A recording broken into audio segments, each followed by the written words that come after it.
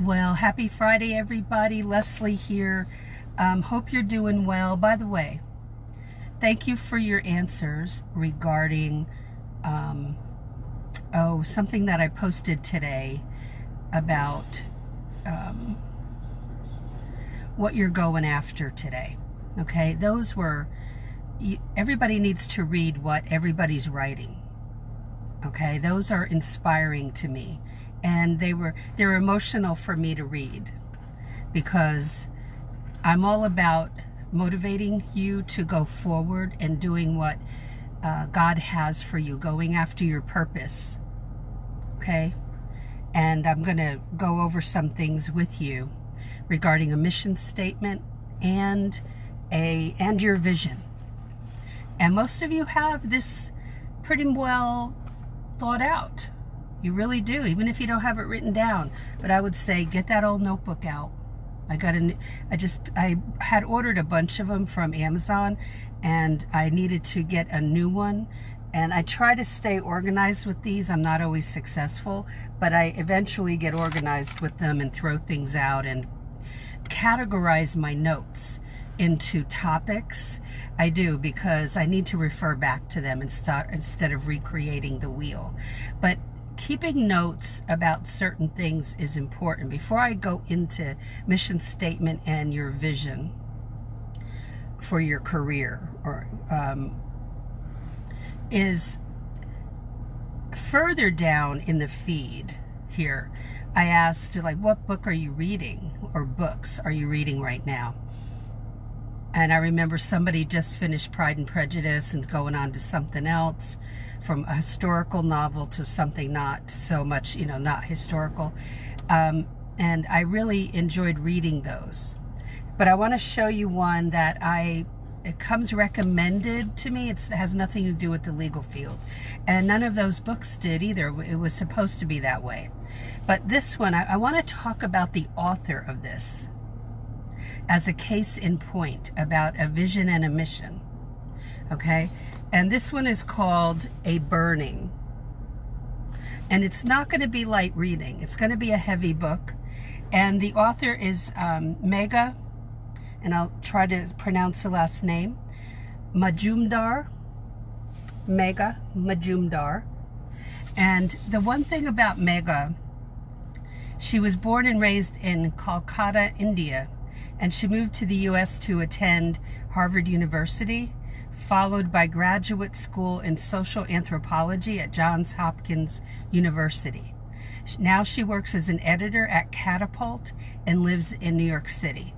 A Burning is her first book. So the one thing, and this is a picture of Megha right there. The one thing about, and by the way, this comes recommended by the Today Show. There's a book club there with Jenna Hager, and I was compelled to read this book, so I know I need to. Anyway, back when Megha was going through probably her early years in high school and college, she had an idea to write a book. And this has been swimming around in her mind for a while. It's not that all this just happened and, oh, I think I'll write this and here. I mean, it happens that way sometimes, but I will bet you, I would love to hear the backstory of this, that why she came and how she came to come up with this story. And I just started the book, so I'm not anywhere close to understanding what it's about yet. So having a mission statement is just like a sentence of, I want to be a paralegal, or I want to work as a paralegal in, and it could be one or two sentences, short, sweet. That's your mission statement.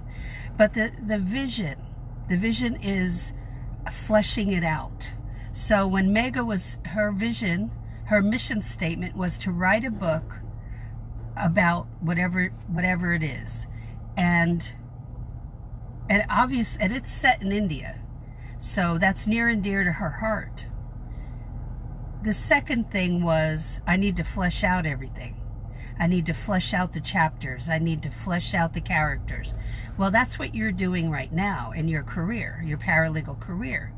Every time you learn something, you're fleshing it out. You're expanding your knowledge. It's making you more valuable. It will make more people want to hire you if you know how to apply correctly. Okay, so have the vision. And let me read a quote to you. Where there is no vision, the people perish. That's from Proverbs 29:18.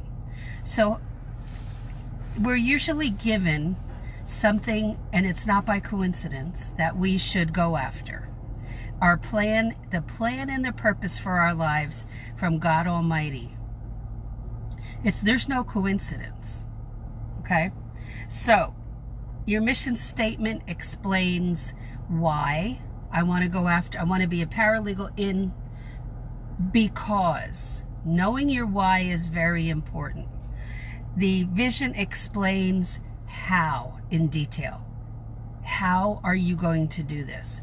So it's easy, it's really easy to do that and just write down in your notebook, the infamous notebook, bullet points for your vision. How are you going to achieve it? I'm going to write a knock 'em dead cover letter. My resume is going to be filled with all the things that the law firm needs. I'm going to learn how to communicate properly within the cover letter and the resume. I am going to research areas of law I'm interested in. Okay? And it really needs to be a lot of eyes, because it's about you. It's not about your family, anybody else. What are you going to do about it? Okay? When the vision is clear, and I posted a graphic probably 2 days ago now about that. When the vision is clear, you will be pushed inside to go forward if that vision is clear. So getting it clear is important. How do you get it even more clear? Like, how do you know, Leslie, how do I know what I want? I don't know anything about the areas of law, that are out there. Well, you have to investigate, and that's what Google is for. You have the greatest search engine right at your fingertips. Right there. So do your homework, do your research.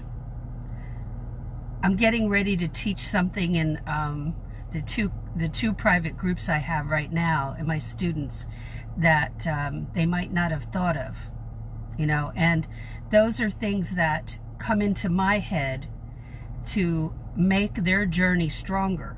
And that's what you have to do with your vision statement, and line it out. How are you going to do it? Not just school. Not if you're going to school or you're going through a certificate program, don't rely just on that. You need to stretch yourself. For people who are not doing any of that, that is perfectly fine. You can still get in, but you need office skills. All degree, certificate, or you have none of the above, you still need to have strong office skills. And you could have all the degrees in history or political science, doesn't matter. IT, but you want to go in this career, you still have to have office skills, okay? The degrees are not magic. It's not a wand from Harry Potter that opens up the door. Seriously, no joke. So you should look at that mission statement and your vision statement that you fleshed out as to how you're going to get there, and look at that. And if that doesn't motivate you, it might not be the career for you. You have to ask yourself, why do I want to do this? Be honest with yourself. When you state your vision, you have to see yourself already, and many of you, I'm sure, have done this. See yourself in your mind's eye, just working in the field already. Say, do you see yourself working in that office already? And kind of what you'll be doing, like imagining that. Don't glamorize it, but be practical and use common sense.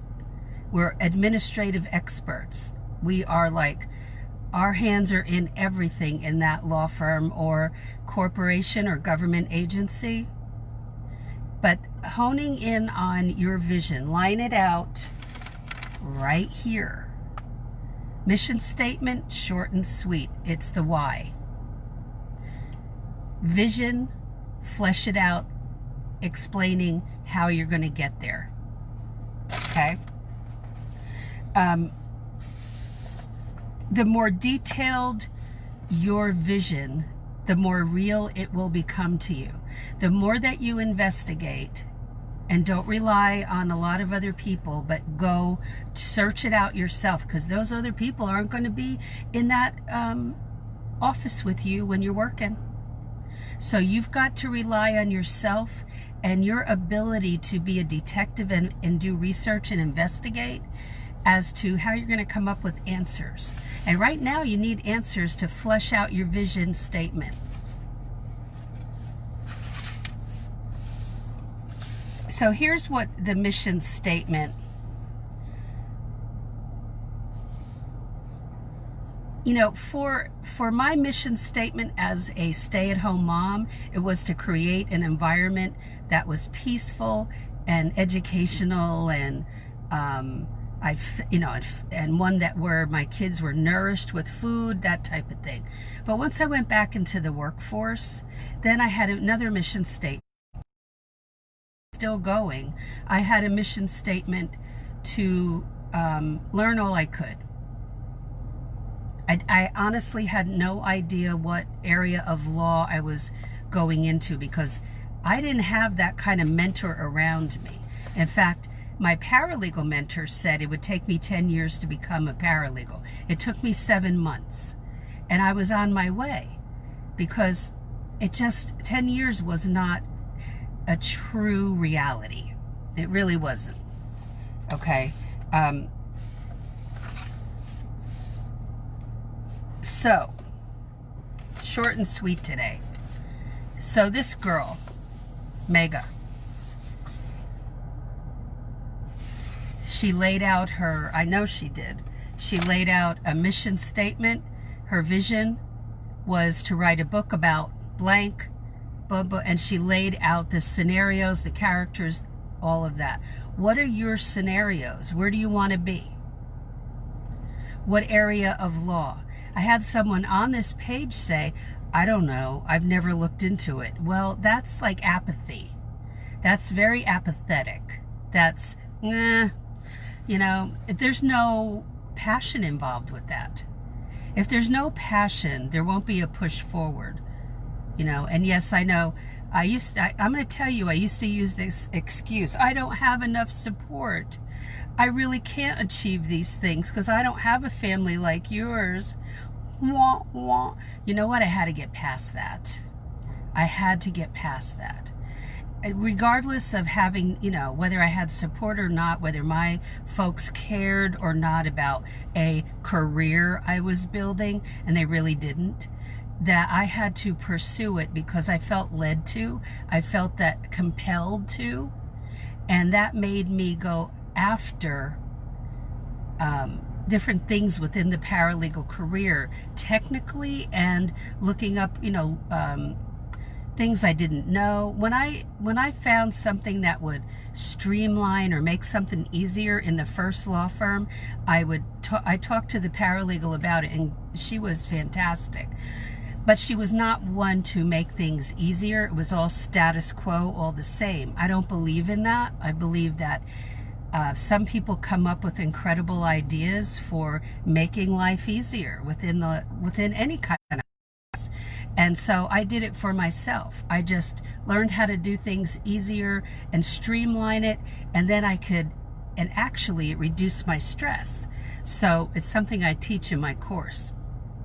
It's several items. So the paralegal rejected that because that's lack of vision, and that's not a wise move. When you find somebody that can legitimately, and maybe you're that person, come up with ideas that make life easier, and it really makes sense, that you can get people on board with that. You have to talk to the right people.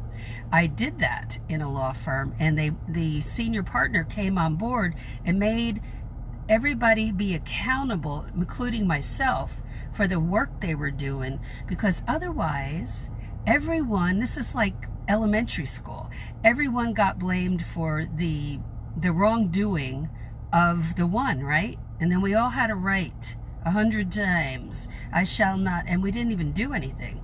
That was happening in this law firm. And we were all getting read the Riot Act when 99.9% of us did nothing wrong. So I thought, there's a solution to this. And I started talking about it. See, you have ideas like this, some of you, and they will be worth gold in a law firm. And you're being placed in a law firm for that reason. But you have to talk to the right person. If you talk to your coworkers, well, number one, they may take your idea and run with it. Number two, they may not support you. So your vision should be cherished by you. And it may be that that's how you're cut out. You are cut out to learn how to do things easier. Some will not feel that way. That's okay. But you have gifts that you need to bring like that to the law firm. And so the more you know, the more valuable you'll be to the law firm. You're already valuable. It's just that you're adding the skills and technical skills and legal knowledge skills so that you are of extreme value. And then you will get callbacks. And you will win the interview and land it and land that job. But you have to know how to communicate first. And you have to have all of the stuff I just mentioned to back you up. And it isn't a piece of paper from a college or a certificate program. You know, it's not always that thing that opens that door for you. If that's what you're relying on, that's a mistake. You have to be able to prove, help the attorney on day one. Okay? So that's it for today. Get going on your mission statement and your vision, to flesh out your vision as to how you're going to do this. All right? And think about, am I nailing down the areas of law that I have an interest in? And if I'm not, why? And what can I do about it? All right, so have a great one. Have a great Friday night, and I'll talk to you in the next live. Bye.